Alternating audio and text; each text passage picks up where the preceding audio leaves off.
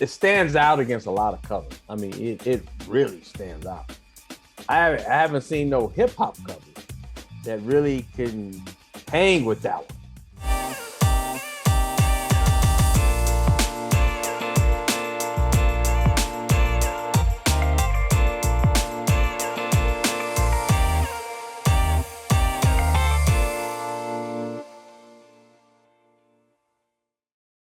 What's up, everybody? It's Soren Baker here on Unique Access Entertainment. As always, please hit that subscribe button. As y'all know, it's right down there and it's free. That enables us to keep coming to you guys as often as possible with as many interviews as possible. So please hit that subscribe button right down there. Like our content, share it, talk about it, be about it. Each one, teach one. And of course, you can hit us on that Cash App, Unique Access ENT, if you're so inclined. Now, today for Cover Story, we have the honor and privilege of being joined by DJ Yella. Thank you for coming through, sir. How you doing there? How you doing? Yes, good to see you again. Now, today for Cover Story, Yella has agreed to do N.W.A's second and final album, Brothers for Life. There's so many different ways you can say it. Efil4Zaggin. It's actually said backwards. Yeah, Ziggins for Legan, among many others. And also, Yella talks about the making of this cover in his book, Straight Outta Compton, The Untold Story. So if you haven't picked up his book yet, please pick it up. It's available worldwide. You can also get it at Amazon, of course. So Yella, this is going into, you guys have had Straight Outta Compton, which was the famous, infamous looking down picture. Yeah. 100 Miles and Running, the EP, which was a drawing, an illustration. Yeah. So, but then the Ziggin for Legan cover it's very layered and all kinds of different stuff. Yeah. So do you remember how did the original concept for this album cover come about? You know, I don't know who came up with the idea, or some art guy or artist, whoever was, you know, he came up with, because you look at the cover, it's like a movie cover, and it was on the streets, on the set, you know, at somebody's real house and stuff, just like a movie set. It was just, you know, this is just for one frame, one, this is it. But a lot of work went into that cover because we had to do it in different parts. First, we did the outside on the ground in front of this house in LA. And actually, me and E was the only one that really got on the ground. Because you could see E, I think his face, you could see it, and then you could see my arm. And I put my bracelet on that arm so people would know it's me, you know, but the other two were just, you know, stand-ins or actors or something. But yeah, we were the only one that was actually on the ground, you know, getting dirty. And what made you and E comfortable in particular to get under the sheets too? Because that's you guys, right? Yeah, it just, I don't know, because me and E the only one that showed up for the shoot, you know, for that. But well, the other ones was gonna be covered. Well, I don't know if they would have been there, they might have uncovered them a little bit, but it just, he said, oh, meet me there, you know, okay. Well, it's like a video set or something, but it was cool.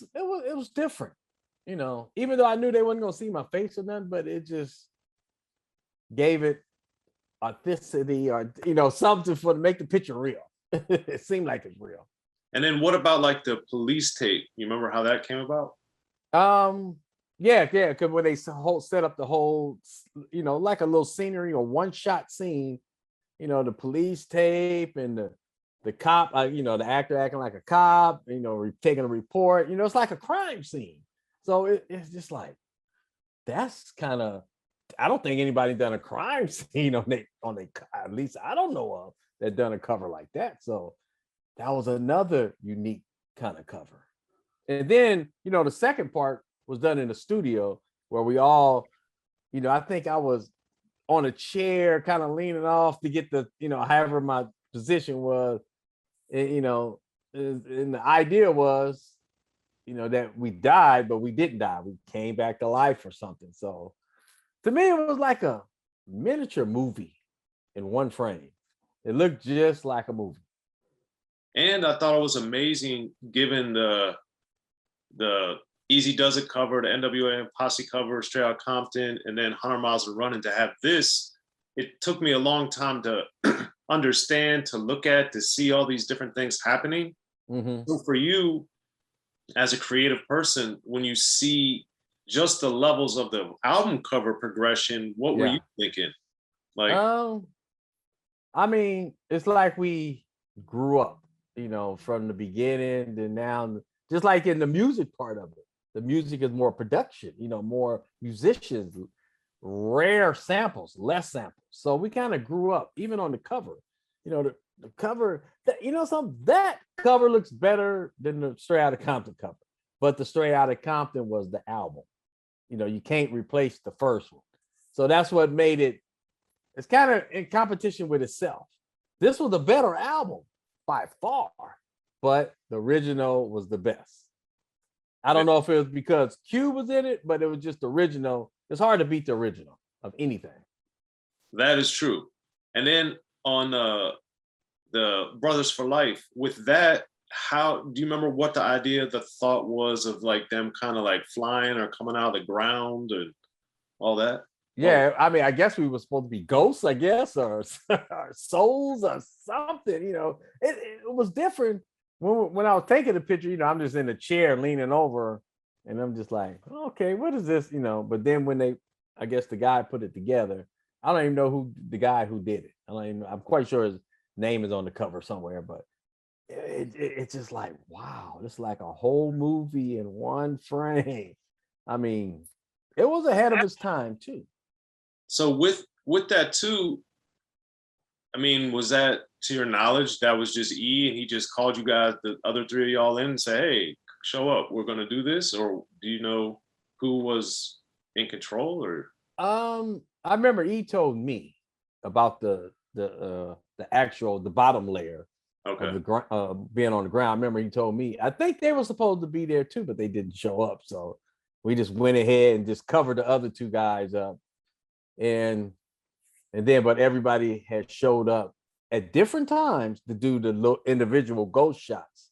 So, but at that time, the group was kind of falling apart. Not, I wouldn't say falling apart, but it was falling apart because the breakup was not too long after that.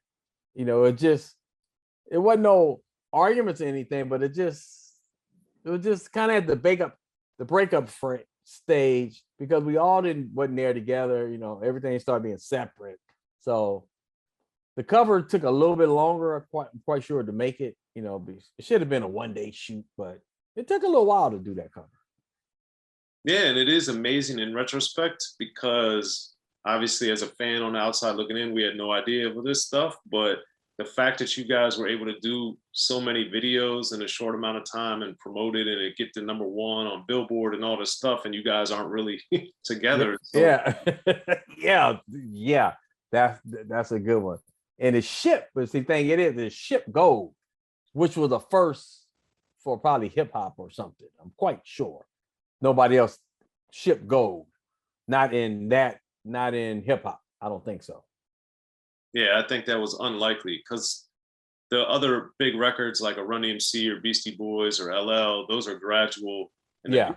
The Beastie Boys, of course, exploded in Run-DMC, but that was, again, after they've been out a while. So they definitely. Months, Yeah.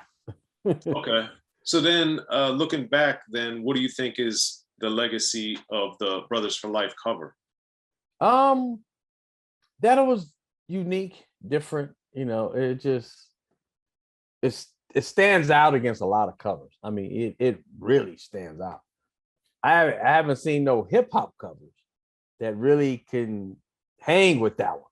But it was just so unique and so much put into that cover, I guess, because it's more like a movie in one frame. So it just makes it stand out. Even from our covers, it makes it stand out. And also, I was always curious, and I learned this, of course, much later when I started understanding more stuff. But N.W.A was in red, and none of you guys were from that side. So do you remember why it ended up being the color red for the logo? Well, the label, think about the label was red. That was E like red. I don't know why, but he just liked that ruthless red. That's why we went to Priority, because they were the only one that would put ruthless on the stamping on the record, and not ruthless in the small, distributed, no, they put ruthless on top, and E liked the red. And then the N.W.A, it just stood out. Even the the Mistral font we use. You know, it's rarely used that much. You know, you only can write certain words in that font because you'll be like, what does that say? But it just, the red just stood out. And think about it. It's 2 periods. It's not a third period after the A. I don't know why. Yeah, well, that's why N.W.A stands out for many reasons. Well, there it is. Well, thanks again for coming through to Cover Story, DJ Yella. Appreciate it. Thank you very much. Be sure to check out the History of Gangster Rap by Soren Baker. He's official. History of Gangster Rap features exclusive interviews with Ice-T, Snoop Dogg, MC Ren, the D.O.C, and dozens of others. The History of Gangster Rap, a definitive look at how Los Angeles changed rap forever. In Los Angeles, the streets definitely set the tone of the hip-hop music. At 19, I got a $50,000 car. My whole angle always was, I'll be street, but I will always tell you the horrors that go along with this life. There will be penalties and casualties for just wearing the wrong color in somebody's neighborhood. And once gangster rap made it from the streets to the TV, the genre exploded. With Fab 5 on Your MTV Raps with N.W.A. Yo MTV, it just catapulted us from being local heroes to national gangbang rappers. The History of Gangster Rap discusses it all from 1980 up till today. It's always gonna be shit happening in the streets. You know what I mean? So it's always gonna be something to talk about. The History of Gangster Rap in stores now.